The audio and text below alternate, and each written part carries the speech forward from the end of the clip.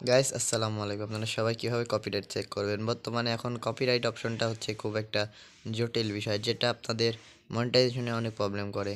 তো এটা ঠিক করতে হলে প্রথমে কিছু নিয়ম আছে, এগুলো মেনে চলতে হবে এবং মিউজিক ইউজ করা যাবে না। যাই হোক, ফেসবুকে মনিটাইজেশন পেতে হলে কপিরাইট ইস্যু থেকে বাঁচতে হবে।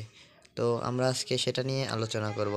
তো আমার ইউটিউবে যদি নতুন হয়ে থাকেন তাহলে ইউটিউব চ্যানেলটি সাবস্ক্রাইব করবেন এবং লাইক কমেন্ট করে পাশে থাকবেন। আসসালামু আলাইকুম। এখন শুরু করছি আমরা, দেখা যাক। আমরা প্রথমে চলে যাব ফেসবুক অ্যাপসে। এখান থেকে ফেসবুক একটা অ্যাপসটা আর কি করে নেব। এখানে ক্লিক করব, তারপরে ক্লিক করার পরে আমরা এখানে চলে যাব। এখানে যাওয়ার পরে এখানে দেখা যাচ্ছে অনেক অপশনগুলো আছে, তার মধ্যে আমরা চলে আসবো এখন হচ্ছে প্রফেশনাল ড্যাশবোর্ড।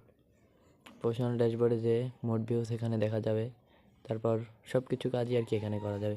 তো আমাদের কাজ এটা না, আমাদের কাজ হলো আমাদের কপিরাইট চেক করা। কপিরাইট চেক করতে হলে এখানে যাওয়া লাগবে প্রথমে রিলসে যাওয়ার পরে রিলস রিলস অপশনে ক্লিক করে দেবো। রিলস অপশনে ক্লিক করে দেওয়ার পরে এখানে এখানে নিড রিভিউ নামে একটা অপশন আছে।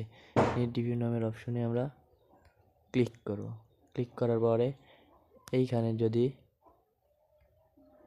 যদি কিছু থাকে তাহলে বোঝা যাবে যে এটা কপিরাইট হয়েছে। এখানে কিছু নেই মানে এটা কোনো কপিরাইট নেই। এখানে কিছু নেই মানে এটা কোনো কপিরাইট নেই।